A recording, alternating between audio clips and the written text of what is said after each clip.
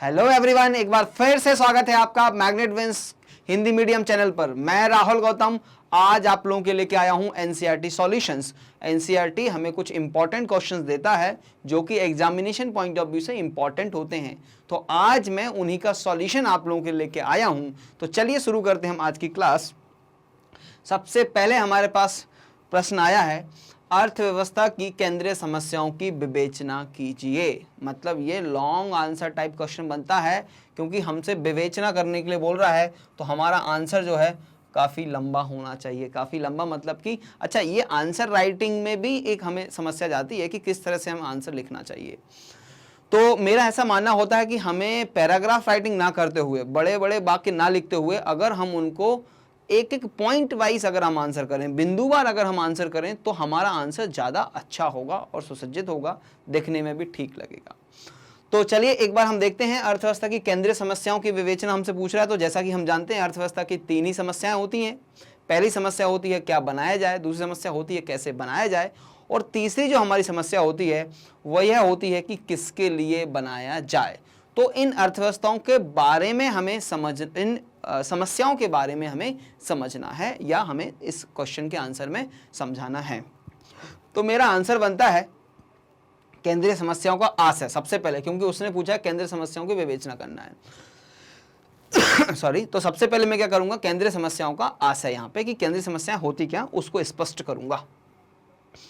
तो विकास के लिए प्रत्येक अर्थव्यवस्था को कुछ बुनियादी समस्याओं का सामना करना पड़ता है, अर्थात कुछ महत्वपूर्ण निर्णय लेने पड़ते हैं जिन्हें अर्थव्यवस्था के कार्य की संज्ञा दी जा सकती है।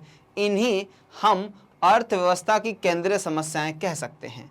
प्रोफेसर सैमुअलसन के अनुसार ये समस्याएं निम्नलिखित हैं। तो सैमुअलसन नाम के अर्थशास्त्री थे, उन्होंने हमें समस्याओं के बारे में अवगत कराया है। तो चलिए देखते हैं क्या बोलना चाह रहे थे सैमुअलसन। तो सैमुअलसन ने तीन तरह की समस्याएं हमें बताई हैं। अब देखिए, पहले हमने अर्थव्यवस्था की केंद्रीय समस्याएं क्या होती हैं उसके ऊपर एक हमने वाक्य में आंसर दिया।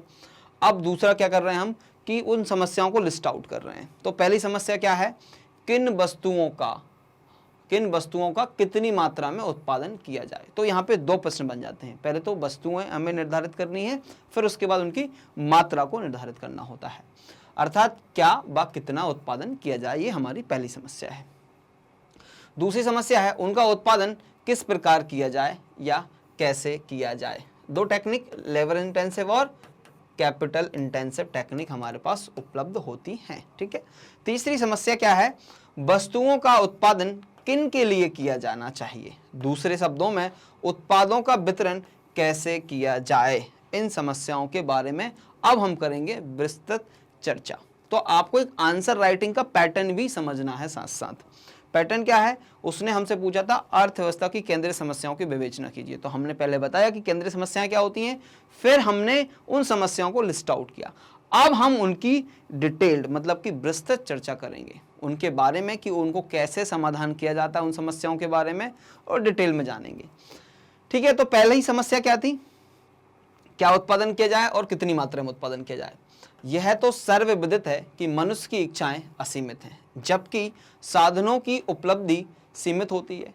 इच्छाओं की असीमितता और साधनों की सीमितता के कारण एक अर्थव्यवस्था का सर्वप्रथम कार्य यह निर्णय लेना है कि उपलब्ध साधनों का किन वस्तुओं के उत्पादन में आवंटन किया जाए। तो हमारे पास रिसोर्सेज जो हैं वो कम होते हैं या वो हमारे पास लिमिटेड होते हैं, लेकिन जो हमारी बॉन्ड्स हैं वो अनलिमिटेड होती हैं।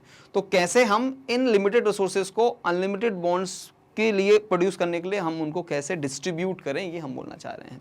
दूसरा है, इस आवंटन कार्य में अर्थव्यवस्था का कार्य उपभोक्ताओं की आवश्यकता की प्राथमिकता को ध्यान में रखना है, क्योंकि सीमित संसाधनों से असीमित इच्छाओं की पूर्ति नहीं की जा सकती। ठीक है। तो प्राथमिकता के आधार पर करेंगे, लेकिन प्राथमिकता में भी जब भी यह प्रश्न आता है, केंद्रीय समस्या का प्रश्न आता है, हमेशा ध्यान रखिएगा आप कि पूंजीवादी और समाजवादी दोनों ही अर्थव्यवस्थाएं इस प्रश्न का जवाब अलग अलग तरीके से देती हैं। इस बात को हमेशा ध्यान रखिए।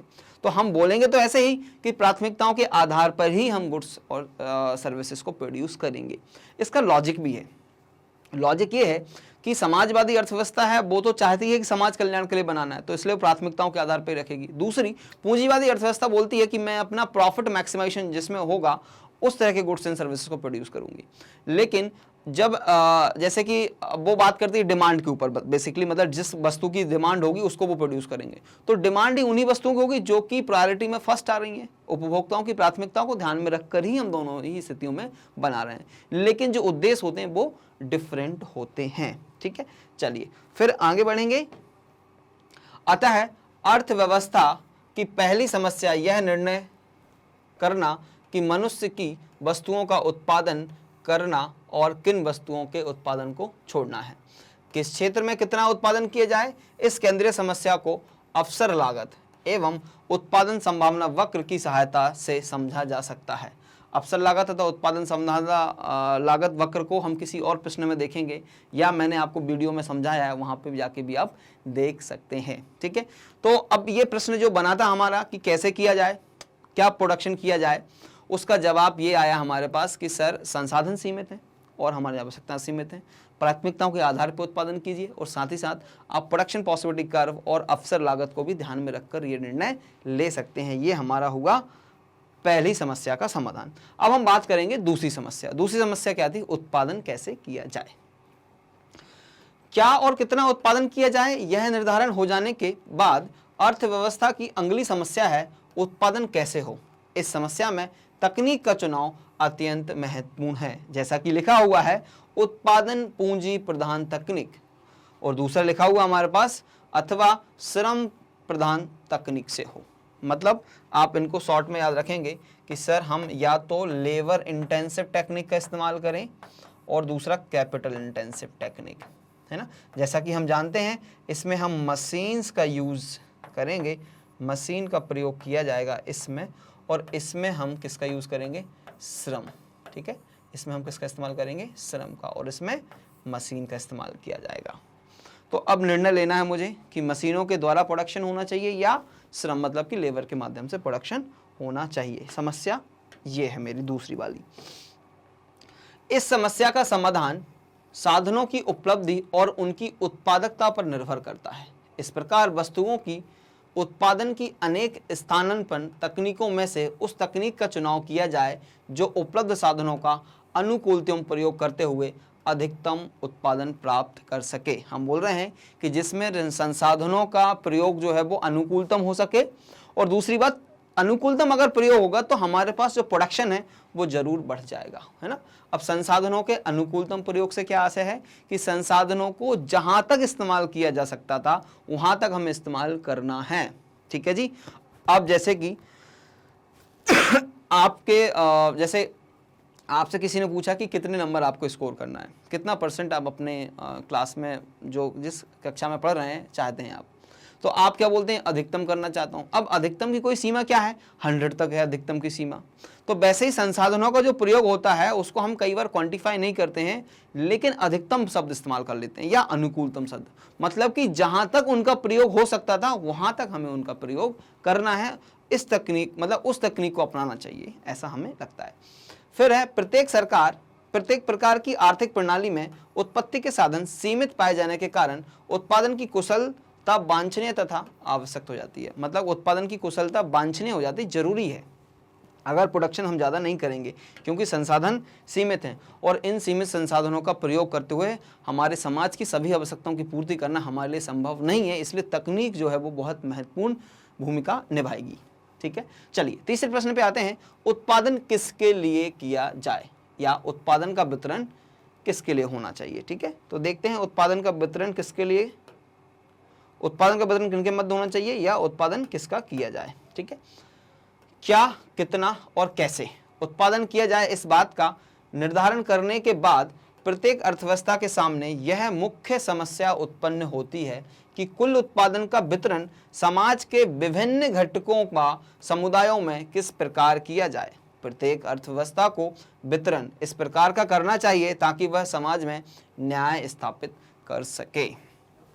तो बेसिकली समस्या क्या है कि सर हमें किसके लिए बनाना है। ठीक है सर, हमारे पास ना 3 तरह के आय के हिसाब से अगर देखा जाए तो 3 तरह के लोग हमारे यहाँ निवास करते हैं। एक होता है उच्च आय वर्ग, ठीक है, दूसरा होता है मध्यम आय वर्ग, और तीसरा होता है निम्न आय वर्ग, और चौथा हम इसमें कर सकते हैं जो लोग वो जो गरीबी रेखा के नीचे जीवन यापन करते हैं। तो 4 कैटेगरी हम आय के आधार पे यहाँ पे बना सकते हैं। तो हमारा प्रश्न ये है कि हम उच्च श्रेणी के लोगों के लिए, जो उच्च आय की श्रेणी में आते हैं, उन लोगों के लिए प्रोडक्शन करें कि मध्य के लिए करें कि निम्न के लिए करें, गरीबी के लिए।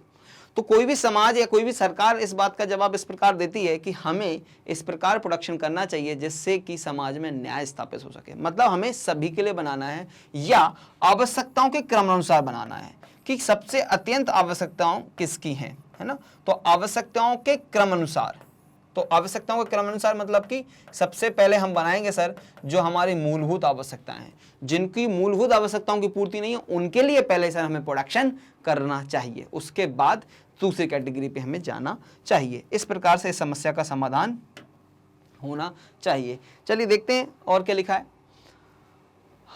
न्याय आधारित सुनिश्चित करना होगा कि कुल राष्ट्रीय संपत्ति का श्रमिकों, उत्पादकों, परिवारों, सरकार आदि घटकों में बंटवारा किस प्रकार किया जाए। इस प्रकार अर्थव्यवस्था समाज के प्रत्येक व्यक्ति को राष्ट्रीय उत्पादन में न्यायोचित हिस्सा दिलवाने का आधार प्रदान करती हो।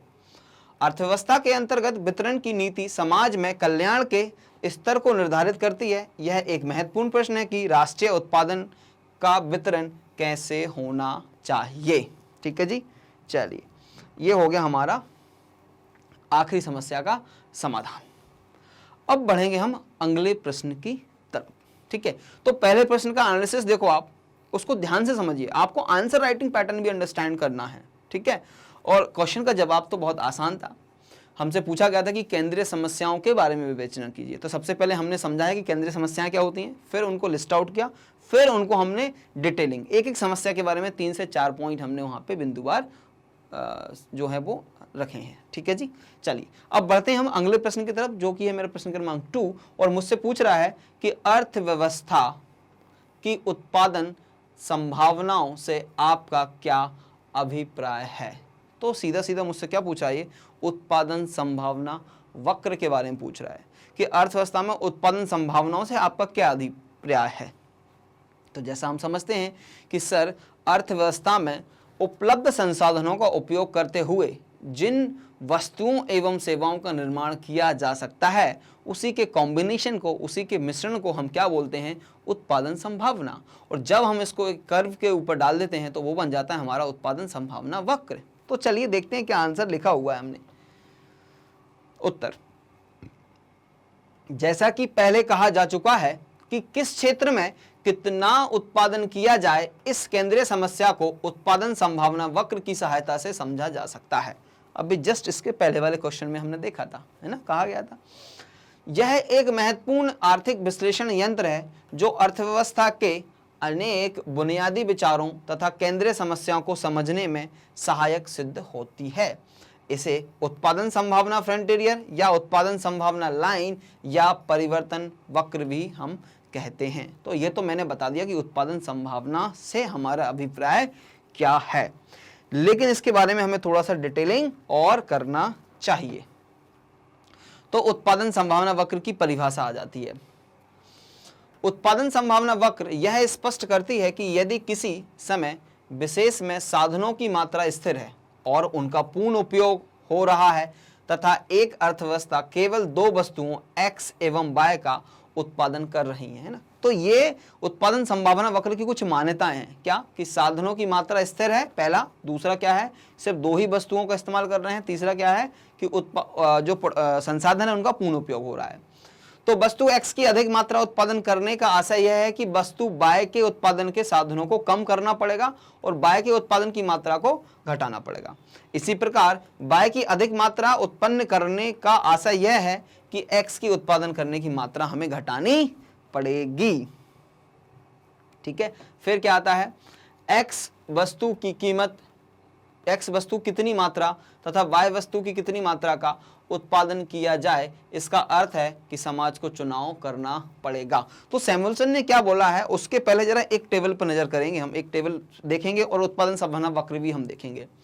उदाहरण के लिए हम मान लेते हैं एक इकोनॉमी है जिसमें 2 ही कमोडिटी हम प्रोड्यूस कर सकते हैं, X और Y। तो X का प्रोडक्शन मेरे पास है 0, 1, 2, 3 और 4 और Y का प्रोडक्शन मेरे पास इस प्रकार है 12, 11, 9, 6 एंड 0।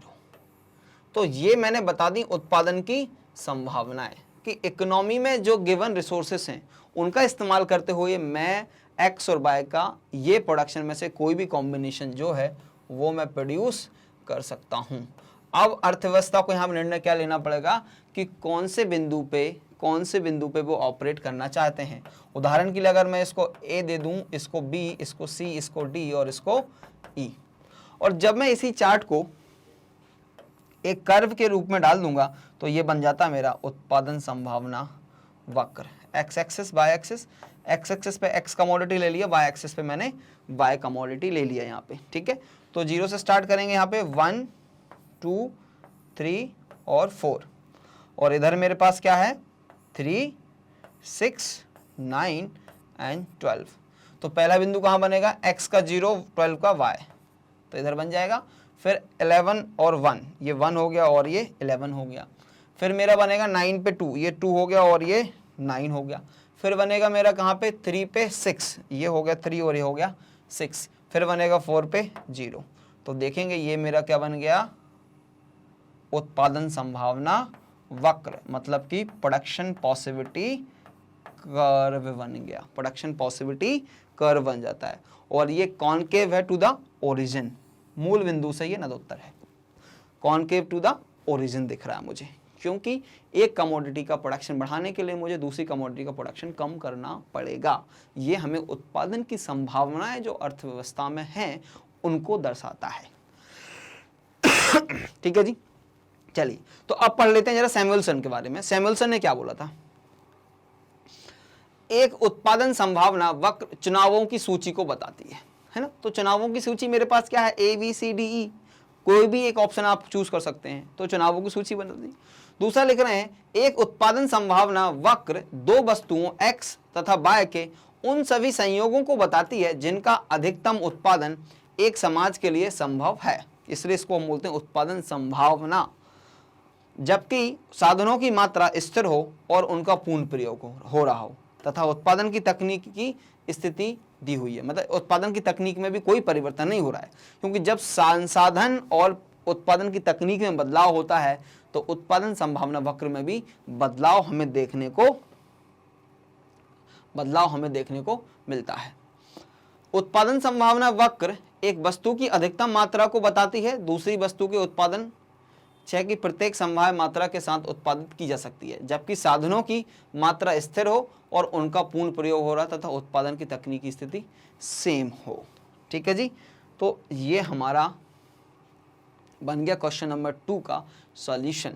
ठीक है, अब हम आते हैं क्वेश्चन नंबर 3 पे, जो कि है सीमांत उत्पादन संभावना क्या है। अब सीमांत का मतलब क्या होता है, जो सीमा के अंत में है ना, इसको नाम से ही समझ सकते हैं, सीमांत उत्पादन संभावना। बेसिकली ये उत्पादन संभावना वक्र से ही हमें मिलता है। ठीक है, तो पहले देखते हैं इसका सॉल्यूशन क्या है हमारे पास। उत्पादन संभावना अनुसूची, उत्पादन संभावना अनुसूची यहाँ पे गिवन है और इसी से मुझे क्या मिलेगा, सीमांत उत्पादन संभावना, या इसको मैं दूसरा बोलता हूँ मार्जिनल अपॉर्चुनिटी कॉस्ट, या मैं इसको बोलता हूँ मार्जिनल अपॉर्चुनिटी कॉस्ट। तो सीमांत संभावना क्या है मेरे पास, जब मैं एक की बात कर रहा हूँ, मतलब कॉम्बिनेशन एक ही बात कर रहा हूँ, तो मैं x कमोडिटी 0 प्रोड्यूस कर रहा हूँ और y कमोडिटी 10 प्रोड्यूस कर रहा हूँ। अब देखिए, मुझे एक एडिशनल, सीमांत का मतलब होता है मार्जिनल, मतलब that is one additional to gain something, जो हमें सेक्रीफाइस करना पड़ेगा। मुझे एक कमोडिटी x की गेन करने के लिए दो कमोडिटी y की सेक्रीफाइस करना पड़ रहा है, क्योंकि 10 - 8 मेरा प्रोडक्शन बढ़ गया और यहाँ मेरा प्रोडक्शन बढ़ गया। तो मैंने क्या किया, यहाँ पे 2y is sacrifice to gain 1x। फिर इसके बाद मैंने जैसे ही कॉम्बिनेशन नंबर सी पे आया, ऑप्शन नंबर सी पे आया, तो मैंने एक कमोडिटी x का प्रोडक्शन और बढ़ाया, उसके कारण मुझे फिर से क्या करना पड़ेगा, दो कमोडिटी जो है y की सेक्रीफाइस करना पड़ेगा। ठीक है, सॉरी, जैसे जैसे मैं x कमोडिटी का प्रोडक्शन बढ़ा रहा हूं, वैसे वैसे मुझे y कमोडिटी का प्रोडक्शन कम करना पड़ रहा है। तो जैसे यहाँ पे मैंने 3 किया तो यहाँ पे मेरा 4 हो गया, तो again it is 2y is to 1x। Again यहाँ पे मेरा 1 बढ़ा और यहाँ पे 2 कम हुआ, तो 2y इक्वल्स टू 1x। तो मेरी मार्जिनल अपॉर्चुनिटी कॉस्ट या सीमांत उत्पादन संभावना ये बन जाती है। ठीक है जी, कि मैं 2 बार सेक्रीफाइस करते जाऊंगा 1x को गेन करने के लिए। चलिए इसको जरा और समझते हैं हम। उत्पादन संभावना वक्र बाएं से दाएं नीचे की ओर गिरती हुई होती है, अर्थात पूर्ण रोजगार वाली अर्थव्यवस्था में यदि एक वस्तु x की मात्रा बढ़ाई जाएगी तो दूसरी वस्तु y की मात्रा घटानी पड़ेगी। यह बात रेखा चित्र क्रमांक 1 में दिखाई गई है ना। तो हम देख पा रहे हैं कि हमारा जो है वो डाउनवर्ड स्लोपिंग बन रहा है, इधर की तरफ गिर रहा है, क्योंकि एक वस्तु का प्रोडक्शन बढ़ाने से दूसरी वस्तु का प्रोडक्शन कम हो रहा है। चलिए जी नेक्स्ट देखेंगे। नेक्स्ट पॉइंट है, सामान्यतः एक उत्पादन संभावना वक्र मूल बिंदु के प्रति नदोत्तर होता है। मूल बिंदु के प्रति नदोत्तर होता है मतलब कि ये कॉनकेव टू द ओरिजिन है। कॉनकेव मतलब ये वाला शेप आ रहा है आपका, देखिए कौन सा वाला शेप आ रहा है हमारा, ऐसा। ठीक है, तो ये वाला शेप हम बोलते हैं कॉनकेव टू द ओरिजिन, नदोत्तर हो रहा है। उत्पादन एक एक करके, दूसरे शब्दों में यदि x वस्तु की उत्पादन को एक एक करके बढ़ाया जाएगा तो y वस्तु की अधिकाधिक मात्रा का त्याग करना पड़ेगा। यह बात रेखा चित्र क्रमांक 1.2 में दर्शाई गई है। तो टेबल देखा था हमने, यहाँ पे हम x का प्रोडक्शन बढ़ाते जा रहे हैं तो यहाँ पे y का प्रोडक्शन कम होते जा रहा है। इस चित्र से स्पष्ट है कि हम जैसे जैसे x वस्तु की एक एक इकाई को बढ़ाते हैं तो y वस्तु की मात्रा AB, CD, EF, GH, IJ और KP मात्रा का त्याग हमें करना पड़ रहा है। वैल्यू यहाँ पे y जो है उसका प्रोडक्शन कम होते जा रहा है। फिर हमारे पास पॉइंट है, उत्पादन संभावना वक्र पर x एवं y की कोई भी संयोग ABC तकनीकी दृष्टि से कुशल है। तकनीकी दृष्टि से कुशल है मतलब कि it is a possible combination that can be produce with the given level of resources. इसके अंदर का संयोग तकनीकी दृष्टि से अकुशल है। इसके अंदर का संयोग तकनीकी मतलब क्या बोल रहे हैं कि सर इसके अंदर का संयोग तकनीकी दृष्टि से अकुशल है, मतलब ये वाला जो पार्ट है वो अकुशल है और ये कुशल है, इट इज पॉसिबल। इसके बाहर का संयोग तकनीकी दृष्टि से अप्राप्य है, मतलब कि इसको हम प्राप्त नहीं कर सकते। अब बात समझना, यहाँ पे क्या बोल रहे हैं, ये अकुशल है मतलब इस पे जो पॉइंट है ये कुशल है, मतलब यहाँ पे संसाधनों का पूर्ण प्रयोग हो रहा है। यदि मैं यहाँ पे डी पॉइंट पे बनाने की कोशिश करूंगा तो यहाँ पे संसाधनों का पूर्णतः प्रयोग नहीं हो रहा, पूर्णतः उपयोग नहीं हो रहा। और जो पॉइंट नंबर ई जो कि मेरे उत्पादन संभावना वक्र के बाहर जा रहा है ये मेरे लिए अप्राप्य है, क्योंकि इतने मेरे पास संसाधन नहीं कि मैं इस कॉम्बिनेशन पे जाके ऑपरेट कर सकूं, इसलिए ये मेरे लिए क्या हो जाएगा, अप्राप्त हो जाएगा। इसलिए उत्पादन संभावना वक्र पर विभिन्न संयोगों में से उचित संयोगों का चुनाव एक समाज नैतिक मूल्यों के आधार पर करेगा, जो हमें बताता है सीमांत उत्पादन संभावना के बारे में। चलिए जी, ये हो गया हमारा प्रश्न क्रमांक 3 का आंसर। अब हम बढ़ेंगे प्रश्न क्रमांक 4 की तरफ। प्रश्न क्रमांक 4 हमसे पूछता है, अर्थशास्त्र की विषय वस्तु की विवेचना कीजिए। अर्थशास्त्र की विषय वस्तु के बारे में हमसे प्रश्न पूछा जा रहा है। तो देखेंगे कुछ अर्थशास्त्री हैं, उनके अपने अपने मत हैं, समझते हैं। अर्थशास्त्र की विषय सामग्री के बारे में भी अर्थशास्त्री एक मत नहीं है। अर्थशास्त्रियों के भिन्न भिन्न दृष्टिकोण निम्नानुसार हैं। प्राचीन अर्थशास्त्रियों का मत, प्राचीन अर्थशास्त्रियों में एडम स्मिथ तथा उनके अनुयायी शामिल हैं। उन्होंने धन को ही अर्थशास्त्र का प्रमुख विषय माना है। एडम स्मिथ का क्या मानना था, बेसिकली एडम स्मिथ को हम अर्थशास्त्र के जनक भी कहते हैं, मतलब he is a father of economics.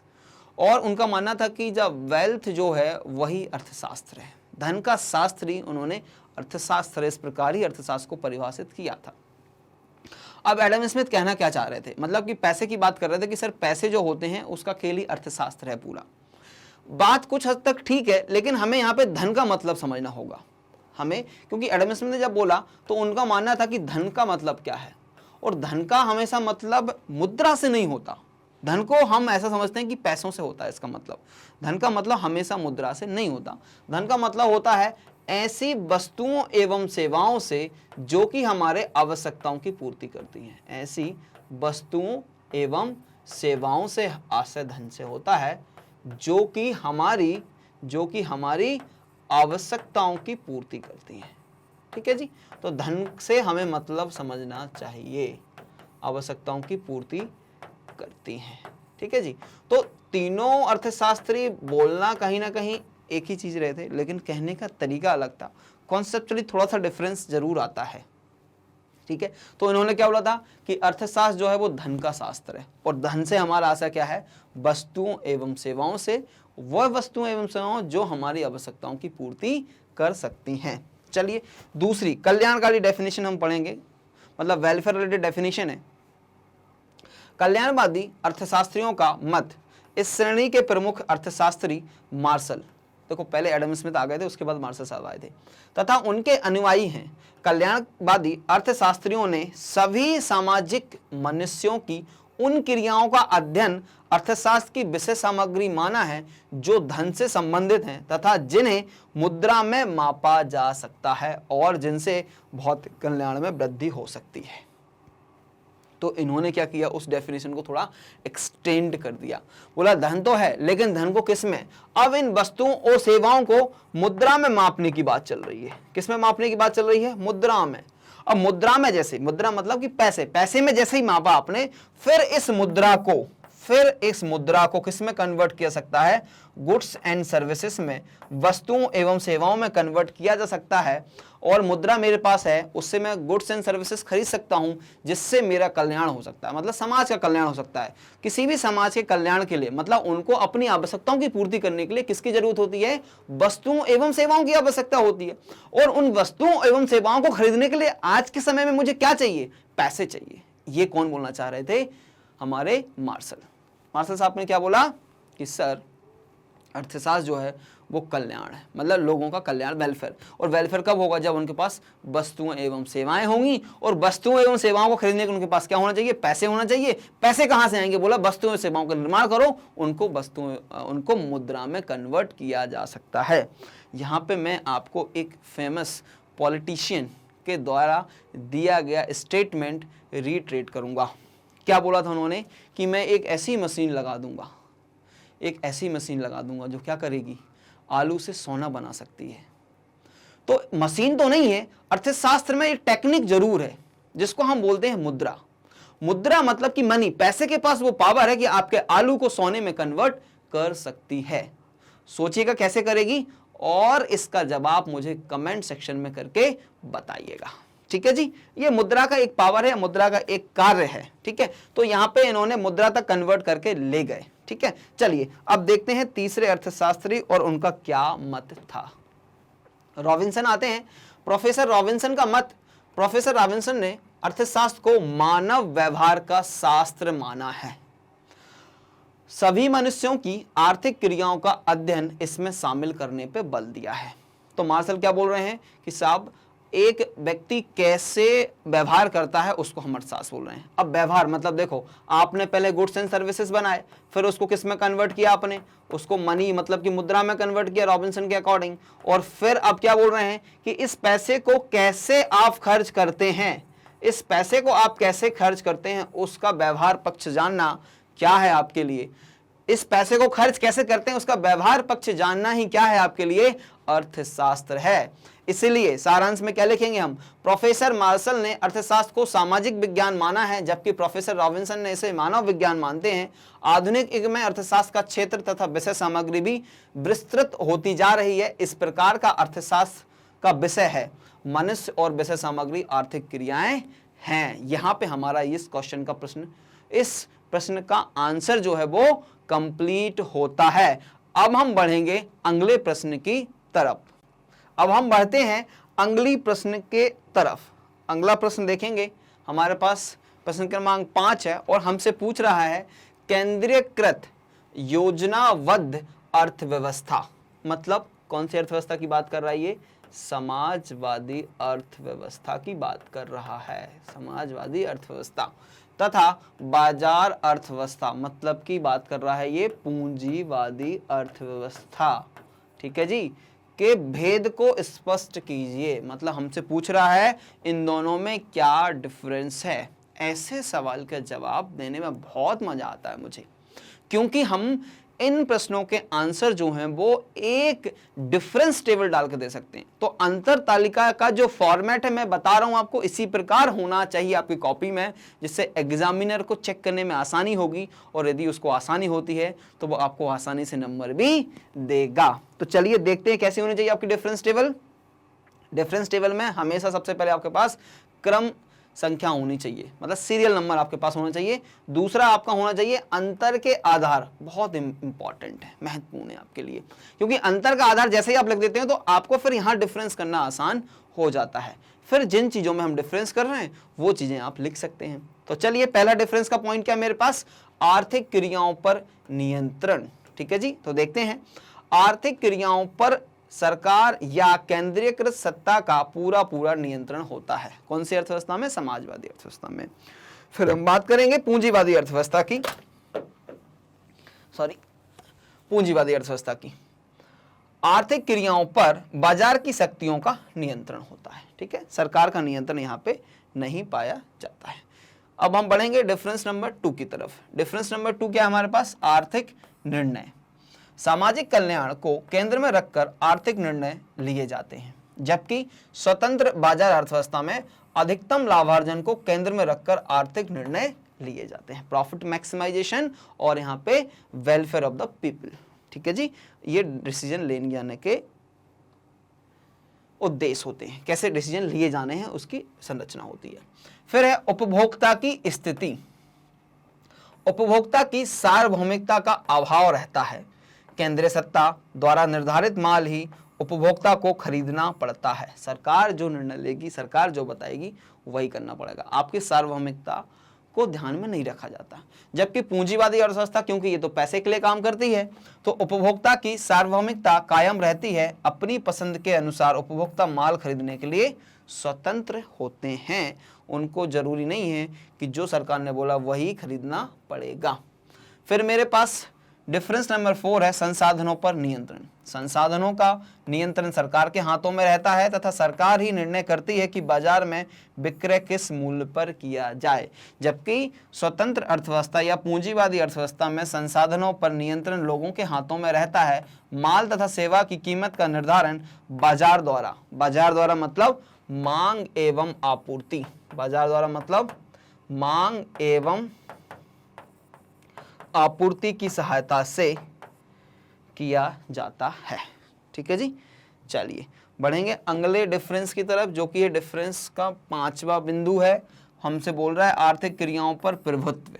सार्वजनिक क्षेत्र का प्रभुत्व आर्थिक क्रियाओं पर रहता है, जबकि यहाँ पे निजी क्षेत्र का प्रभुत्व आर्थिक क्रियाओं पर होता है।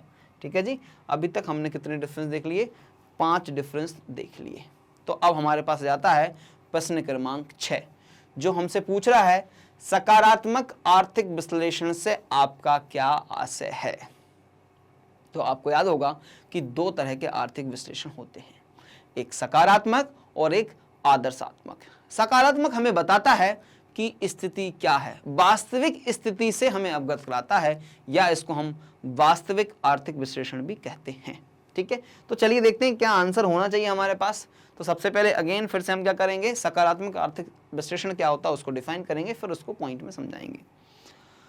प्रोफेसर रॉबिन्सन तथा अन्य साथी अर्थशास्त्र को शुद्ध वास्तविक विज्ञान मानते हैं, क्योंकि अर्थशास्त्र का आधार तर्कशास्त्र है और यह वस्तु स्थिति का अध्ययन करके कारण और परिणाम में संबंध बतलाता है। इसके समर्थन में उन्होंने निम्नलिखित तर्क प्रस्तुत किए हैं। तो पहला तर्क क्या है, अर्थशास्त्र तर्कशास्त्र पर आधारित है। तर्कशास्त्र मतलब कि ये कॉज एंड इफेक्ट रिलेशनशिप पे काम करता है। तर्कों की सहायता से ही कारण और परिणाम में संबंध स्थापित हो सकता है और यह विदित हो सकता है कि किस कार्य का क्या परिणाम होगा, क्या होना चाहिए के बारे में यह मौन रहता है। ठीक है, सिर्फ परिणाम की बात कर रहे हैं, क्या होना चाहिए उसके बारे में हम कुछ नहीं बात करता। वो कौन बताएगा हमें, आदर्श अर्थशास्त्र जो है उसके बारे में हमें अवगत कराएगा। संपूर्ण कार्य करने में असमर्थ, अर्थशास्त्री सारे कार्य नहीं कर सकते, अतः उन्हें विषय में वास्तविक स्वरूप पर ध्यान देना चाहिए। मार्गदर्शन या सुझाव देने का कार्य नहीं करना चाहिए। प्रगति में बाधक, अर्थशास्त्र को आदर्श विज्ञान मान लिया जाए तो क्या होना चाहिए कि खोज में अनेक वाद विवाद उत्पन्न होंगे, अतः अर्थशास्त्र की प्रगति रुक जाएगी। भ्रमपूर्ण स्थिति, रॉबिन्सन का कथन है कि अर्थशास्त्र द्वारा मार्गदर्शन देने पर भ्रमपूर्ण स्थिति उत्पन्न हो जाएगी और वैज्ञानिक आधार कमजोर हो जाएगा। ठीक है जी, फिर इसके बाद और क्या पॉइंट दिया इन्होंने, दक्षता में कमी। दक्षता में कमी क्या बोल रहे हैं, अर्थशास्त्र में तो कारण और परिणाम में संबंध स्थापित किया जाता है। यदि यह अच्छाई बुराई के संबंध में सुझाव देने लग जाएंगे तो सारे कार्य कुशलतापूर्वक नहीं कर पाएंगे। फिर है प्रोफेसर रॉबिन्सन और उनके समर्थकों का कथन है कि अर्थशास्त्र उद्देश्यों के प्रति तटस्थ है। अर्थशास्त्री निर्णायक होते हैं, सलाह देने वाला नहीं। अर्थशास्त्री केवल तथ्यों का अध्ययन, साधनों की खोज और व्याख्या करते हैं। सीनियर का कहना है कि अर्थशास्त्र को सलाह के रूप में एक शब्द कहने का अधिकार नहीं है। इस प्रकार अर्थशास्त्र एक वास्तविक विज्ञान है। तो वास्तविक ज्ञान हमें बताता है, अर्थशास्त्र का जो सकारात्मक पहलू है वो हमें बताता है कि क्या है, उस स्थिति से अवगत कराता है। और कई अर्थशास्त्रियों को मानना था कि यही जो है वो अर्थशास्त्र का आर्थिक विश्लेषण ठीक होता है।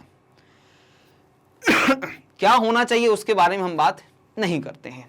ठीक है जी, तो ये हमारे प्रश्न क्रमांक 6 का आंसर था।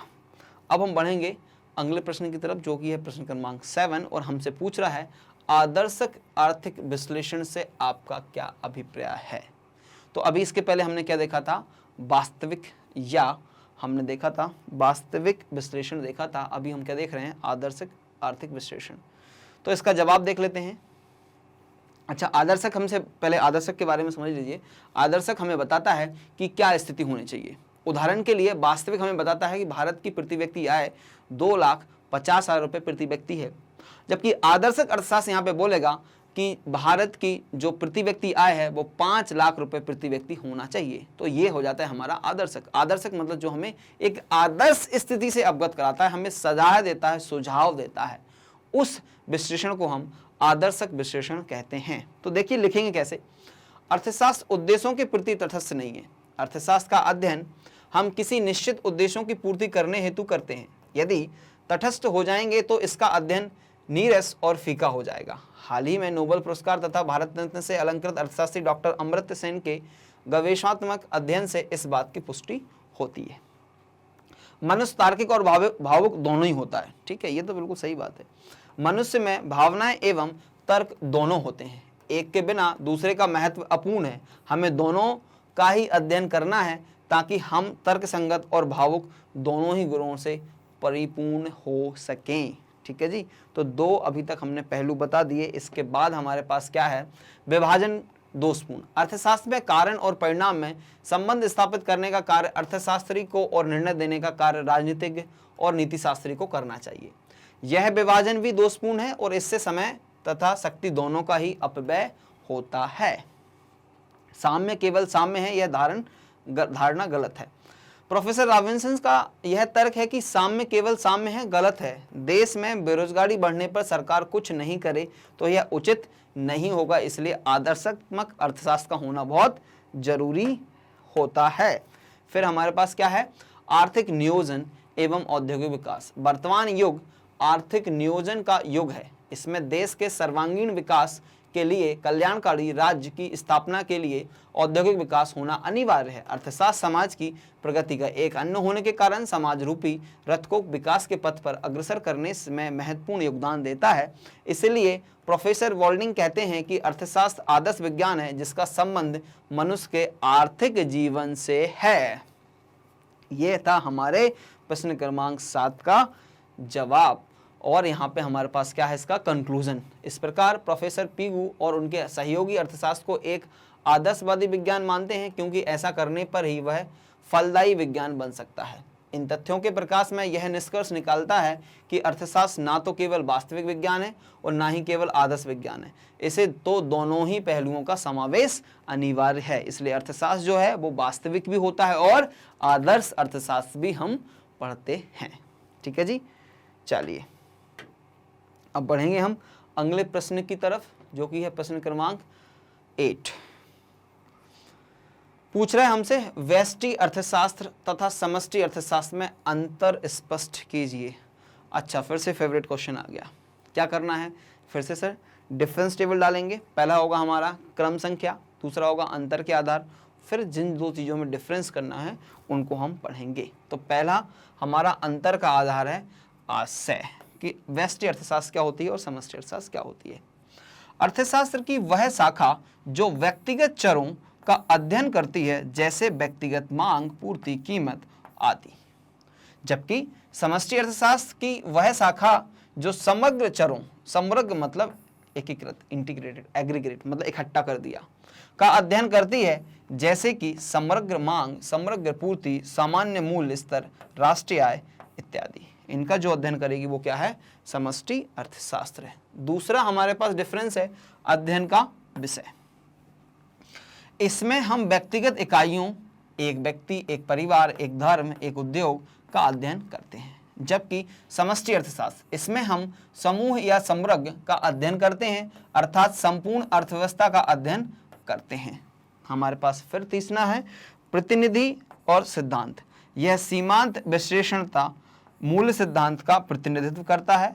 यह आय रोजगार का सिद्धांत का प्रतिनिधित्व करता है। ठीक है जी। तो अभी तक हमारे पास 3 डिफरेंस हो गए हैं। इसके बाद हमारे पास चौथा डिफरेंस है उपयोगिता। तो व्यष्टि अर्थशास्त्र व्यक्तिगत उपभोक्ता, व्यक्तिगत फर्म, व्यक्तिगत उद्योग आदि को अनुकूलतम स्थिति प्राप्त करने में सहायक होता है, जबकि समष्टि अर्थशास्त्र यह संपूर्ण अर्थव्यवस्था को अनुकूलतम स्थिति प्राप्त कराने में सहायक होता है। फिर है व्याख्या। यह व्यक्तिगत इकाइयों में से उच्चावाचन की व्याख्या को करता है। यह संपूर्ण अर्थव्यवस्था में उच्चावाचन की व्याख्या करता है। ठीक है जी। तो 5 डिफरेंस हो गए। अभी हमारे पास क्या है? छठवां डिफरेंस, सरलता और जटिलता या महत्व। यह अपेक्षाकृत सरल है और यह अपेक्षाकृत जटिल है, क्योंकि समग्र समंकों का अध्ययन करना पड़ेगा आपको यहाँ पे। फिर आते हैं हम महत्व। इसका महत्व व्यक्तिगत समस्याओं के समाधान, नीति निर्धारण तक सीमित है। राष्ट्रीय या अंतर्राष्ट्रीय स्तर पर नीति निर्धारण में इसका कोई महत्व नहीं होता है। यह राष्ट्रीय व अंतर्राष्ट्रीय स्तर पर नीति निर्धारण में महत्व रखता है। ठीक है जी। चलिए अब देखते हैं इसके बाद और क्या डिफरेंस है हमारे पास। समस्या निदान। यह विश्वव्यापी आर्थिक समस्याओं जैसे कि बेरोजगारी, मुद्रा प्रसार मतलब महंगाई, आर्थिक विकास आदि के निदान में सहायक नहीं होता है, जबकि यह विश्वव्यापी आर्थिक समस्याओं के निदान में सहायक होता है। लास्ट है संबंध। इसका संबंध मूल्य विश्लेषण से होता है, प्राइस थ्योरी इसको हम बोलते हैं, और इसका संबंध जो है वो आय विश्लेषण से होता है, इसको हम इनकम थ्योरी बोलते हैं। तो ये था हमारे अंतिम प्रश्न का जवाब। एक बात यहां पे मैं आपको कंक्लूड करना चाहूंगा, जब भी कोई प्रश्न आपके सामने आता है उसको आपके लिखने का तरीका बहुत सुंदर होना चाहिए, सिंपल होना चाहिए, और जो कि एग्जामिनर को समझ में आ सके। तो डिफरेंस आएगा तो डिफरेंस टेबल जरूर डालेंगे। कोई बड़ा क्वेश्चन आएगा, कोई व्याख्या आएगी, कोई विवेचना आएगी, तो उसको पॉइंट वाइज करेंगे, पहले समझाएंगे क्या होता है, फिर उसके जो पॉइंट है उनको एक साथ लिखेंगे, फिर उन पॉइंट को एक्सप्लेन करेंगे। तो आपको अपने आंसर राइटिंग का तरीका भी इम्प्रूव करना चाहिए। ठीक है जी। चलिए इसके बाद एक महत्वपूर्ण सूचना होती है, और जैसा कि आप जानते हैं मैग्नेट ब्रेन्स आपको निःशुल्क शिक्षा के क्षेत्र में वीडियो उपलब्ध करवाता है। हमारे वीडियो पूर्णतः निःशुल्क होते हैं, और यहाँ पे आप हमारे टॉप कोर्सेज की इंफॉर्मेशन भी देख सकते हो। तो इसीलिए बने रहिएगा मैग्नेट ब्रेन्स हिंदी मीडियम के साथ। देखने के लिए बहुत बहुत धन्यवाद।